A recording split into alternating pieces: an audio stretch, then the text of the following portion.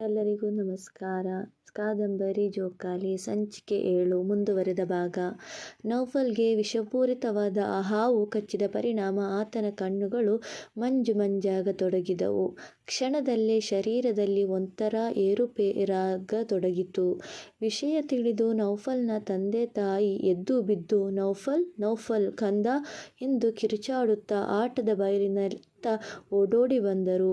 ನೌಫಲ್ನ ಆ ಸ್ಥಿತಿಯನ್ನು ಕಂಡು ಹಾಜರಾದ ಕಣ್ಣೀರಿಡುತ್ತಾ ನೌಫಲ್ನನ್ನು ಎತ್ತಿ ಮಡಿಲಲ್ಲಿ ಮಲಗಿಸಿ ಮುಖವನ್ನೊಮ್ಮೆ ಚುಂಬಿಸಿ ಮಗನೇ ಮಗನೇ ಮಾತಾಡೋ, ಏನಾಯಿತೋ ನಿನಗೆ ಎಂದು ಚೀರಾಡುತ್ತಾ ಜೋರಾಗಿ ಅಳತೊಡಗಿದರು.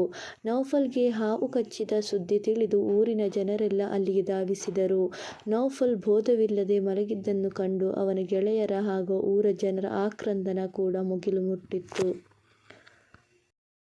ಮಹಮ್ಮದಾಜಿ ಮಗನ ಮೇಲಿದ್ದ ಪ್ರೀತಿಯಿಂದ ಕೋಪದಿಂದಲೇ ನೌಫಲ್ನ ಗೆಳೆಯರೊಡನೆ ಕೇಳಿದರು. ಹೇ ಹಾಳಾದ ಹಾವು ಎಲ್ಲಿ? ಇಷ್ಟೆಲ್ಲ ಅನಾಹುತ ಆಗೋದಕ್ಕೆ ನಿಮ್ಮ ಹಾಳಾದ ಆಟವೇ ಕಾರಣ. ಶಾಲೆ ಬಿಟ್ಟು ಬಂದು ಒಂದು ಕ್ಷಣ ಮನೆಯಲ್ಲಿ ನಿಲ್ಲೋದಿಲ್ಲ.